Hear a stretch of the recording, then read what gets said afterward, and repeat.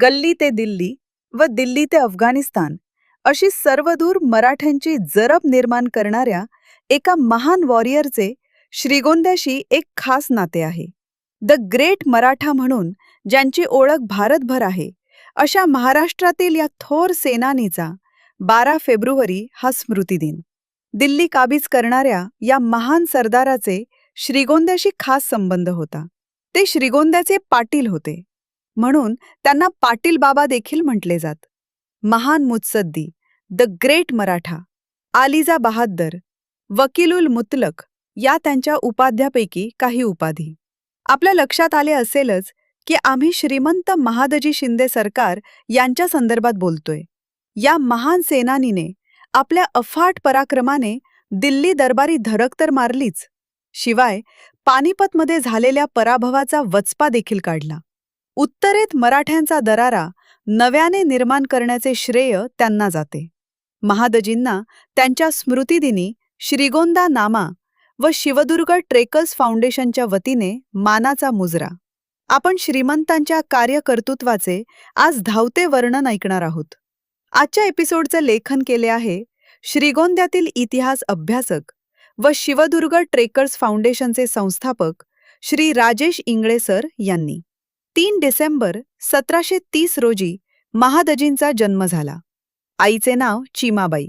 महादजी हे राणोजी शिंदे यांचे 5वे पुत्र होते. महादजींच्या राजवटीचा काळ 15 जानेवारी 1768 ते 12 फेब्रुवारी 1794. महादजी शिंदे यांना आपल्या सरदारकीपेक्षा श्रीगोंद्याची पाटीलकी महत्वाची वाटायची, म्हणूनच त्यांना पाटील बाबा म्हटले जायचे. श्रीगोंद्याचे पाटील ही पदवी त्यांनी आयुष्यभर मिरवली. इंग्रजांना भारतात हरवणारा एकमेव सेनानी म्हणून त्यांची वेगळी ओळख आहे. एक इंग्रज अधिकारी लिहितो, 18व्या शतकातील महादजी शिंदे हे दक्षिण आशियातील महान व्यक्तिमत्व होते. त्यांनी उत्तर भारतात मराठा साम्राज्य स्थापन करण्यात महत्वाची भूमिका बजावली. ते श्रीगोंद्याचे पाटील कसे झाले याचा रंजक इतिहास आहे. इतिहासकालीन चांभार गोंदा व आताचे श्रीगोंदा हे गाव मालोजी राजे भोसले यांच्या जहागिरीचे गाव होते. त्यानंतर महाराजा शहाजीराजे भोसले यांच्याकडे ही जहागिरी आली. शिवकाळात छत्रपती शिवाजी महाराज, छत्रपती संभाजी महाराज यांनी श्रीगोंद्याची काळजी घेतली.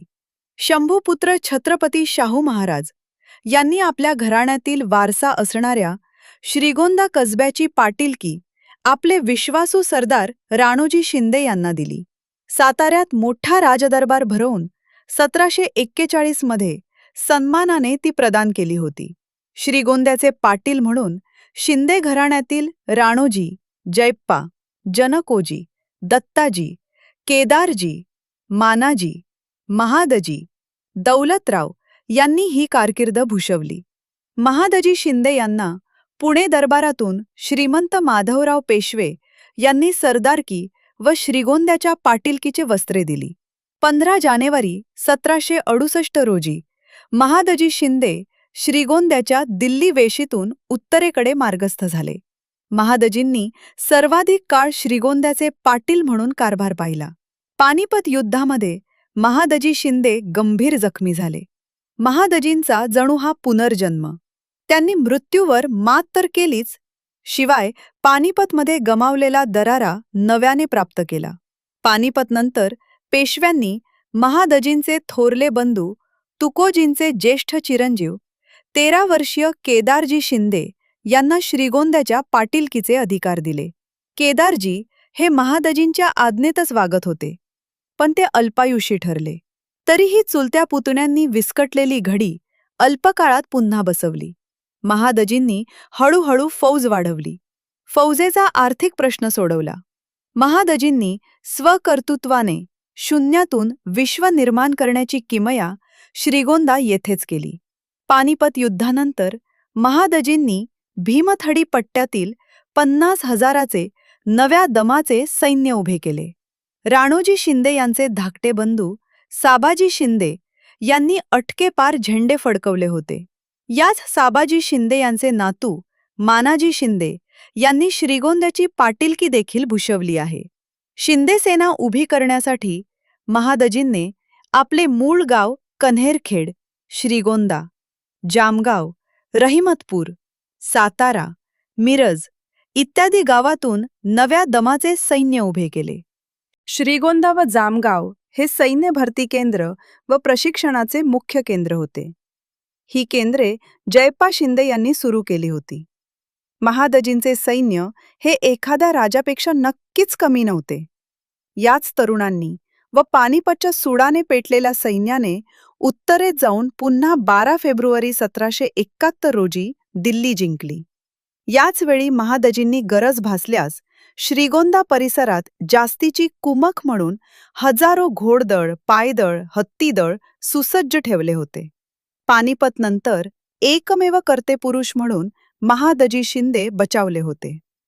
7-8 वर्ष महादजी यांनी श्रीगोंदा, कन्हेरखेड, सातारा, जामगाव, रहिमतपूर परिसरात रहिवास करून तरुणांची फौज उभी केली. विस्कटलेली मराठा साम्राज्याची नव्याने घडी वसविली. 12 फेब्रुवारी 1794 रोजी पुणे येथे महादजींनी देह ठेवला. वानवडी येथे त्यांची भव्य समाधी आहे.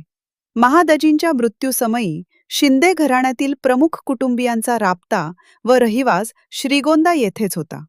त्यामुळे श्रीगोंदा येथील शिंदे परिवारातील सदस्यांनी सरस्वती नदीच्या तीरावरील व मैनाबाई माळावर पुण्याकडे जाणाऱ्या रस्त्यात असणाऱ्या मुख्य चौकीमध्ये तत्कालीन जकात नाका किंवा चेक नाका येथे महादजींचे छोटेखानी पादुका स्मारक तयार करून घेतले व त्याची नित्यपूजा सुरू केली.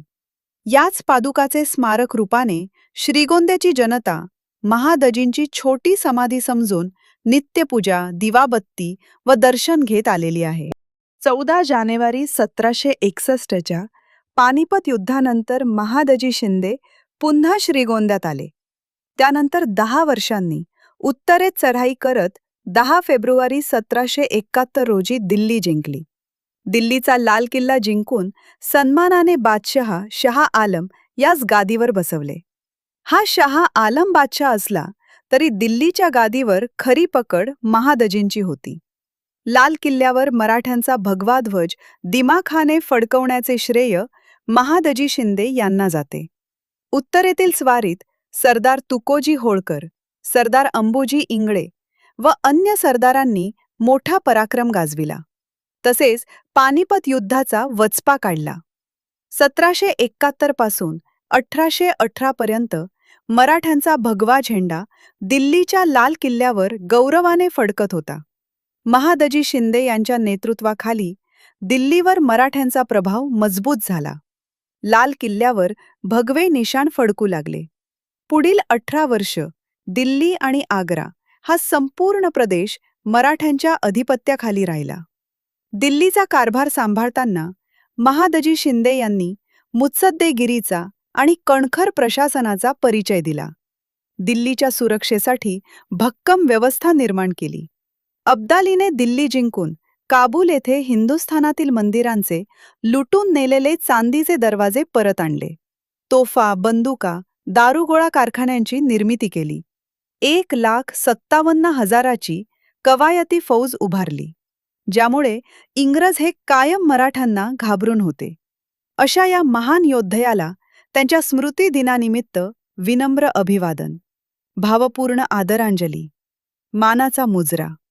अशाच ऐतिहासिक व रंजक माहितीसाठी पाहत रहा श्रीगोंदा नामा. जय हिंद, जय महाराष्ट्र.